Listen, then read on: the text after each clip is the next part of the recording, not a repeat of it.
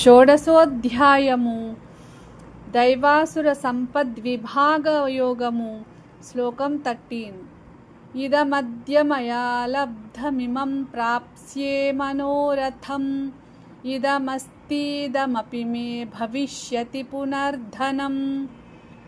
తెలుగు తాత్పర్యం: ఆసురీ స్వభావం కలిగిన వారు ఇలా ఆలోచిస్తారు: ఈరోజు నేను ఇది సంపాదించాను, ఇక నా కోరికను కూడా నెరవేర్చుకుంటాను. ప్రస్తుతం నా దగ్గర ఈ సంపద ఉంది, భవిష్యత్తులో ఇంకా ఎక్కువ ధనం సంపాదిస్తాను.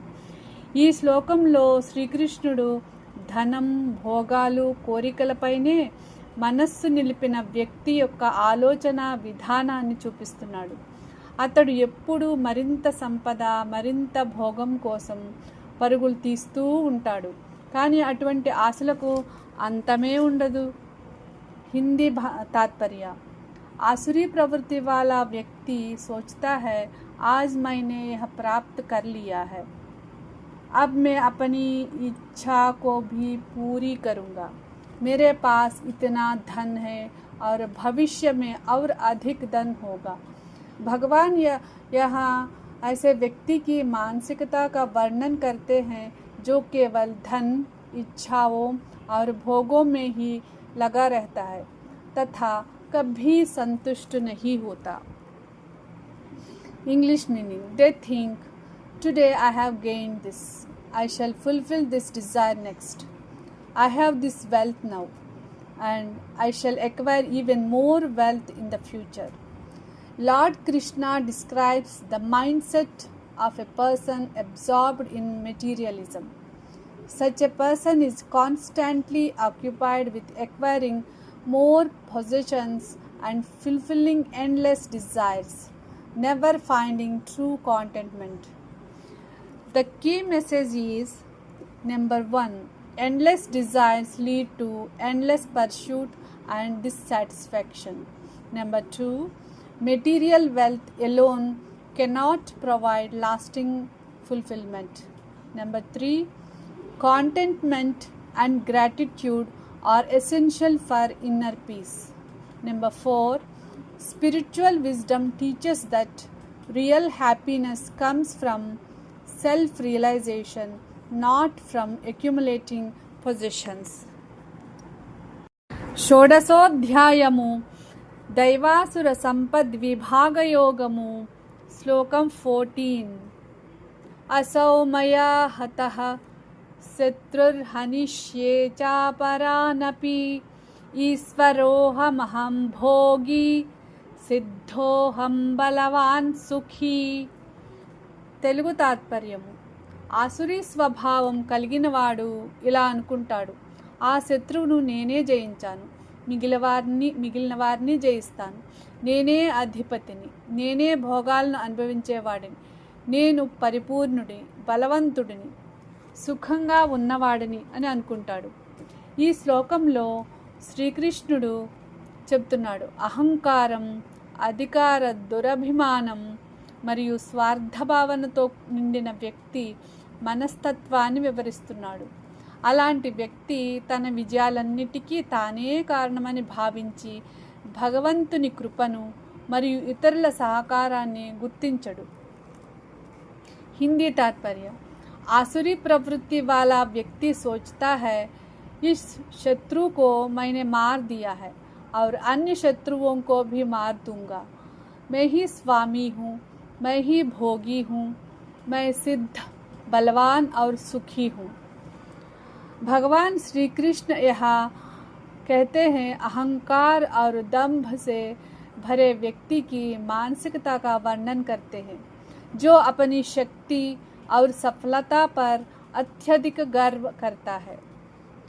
English meaning: they think that enemy has been destroyed by me and I shall destroy others as well. I am the Lord, I am the enjoyer, I am successful, powerful and happy. Lord Krishna describes the arrogant mentality of the demoniac person who believes that everything is achieved solely by their own power. Such a person becomes blinded by pride and fails to recognize the divine source of all abilities and achievements. The key message is number 1.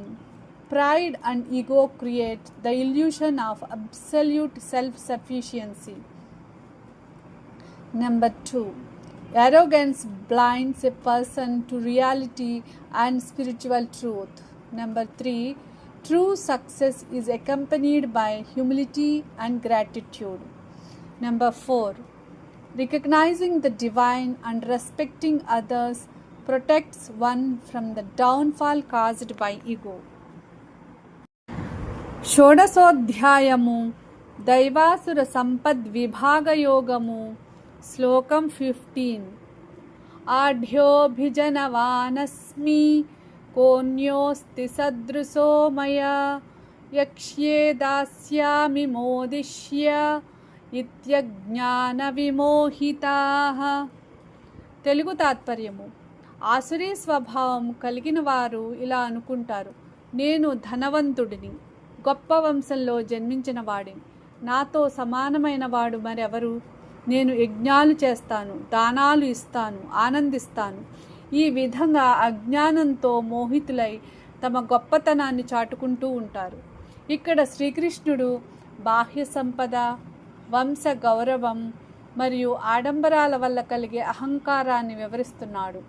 నిజమైన మహత్తు ధనం లేదా జన్మలో కాకుండా వినయం, ధర్మం మరియు భక్తిలో ఉంటుంది. హిందీ తాత్పర్య.